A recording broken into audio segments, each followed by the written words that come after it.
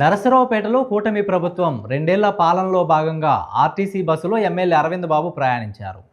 శ్రీశక్తి పథకంపై బస్సులో ప్రయాణిస్తూ తోటి ప్రయాణికులను శ్రీశక్తి పథకం గురించి అడిగి తెలుసుకున్నారు.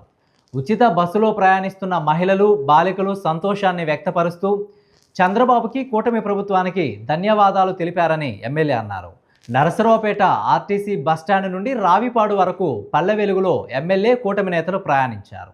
రెండేళ్ల పాలనలో కూటమి ప్రభుత్వం చేస్తున్న అభివృద్ధి, సంక్షేమ పథకాలపై బస్సులో ప్రయాణిస్తున్న ప్రజలకు నేతలు వివరించారు.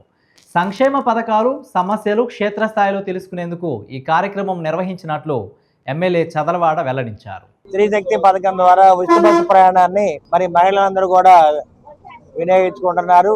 మరి ఇక్కడ పెద్ద ముందు ఒక ఆమె పిడుగురాళ్ళ దాకా ప్రయాణం చేస్తున్నారు. చిన్న చిన్న పిల్లలు, చదువుకునే బిడ్డలు కూడా పిడుగురాళ్ళ వీటన్ని కూడా ప్రయాణం చేస్తున్నారు. వాళ్ళందరూ కూడా చాలా సంతోషంగా ఉన్నారు. ఈ ఉచిత బస్సు ప్రయాణం ద్వారా, స్త్రీశక్తి పథకం ద్వారా మాకు చాలా మేలు జరుగుతుందని చెప్పడం జరుగుతుంది.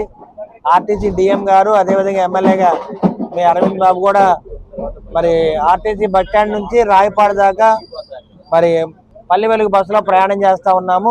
స్త్రీలకైతే ఉచితంగా టికెట్ అనమాట. మేమందరం కూడా టికెట్లు తీసుకొని ప్రయాణం చేస్తున్నాము.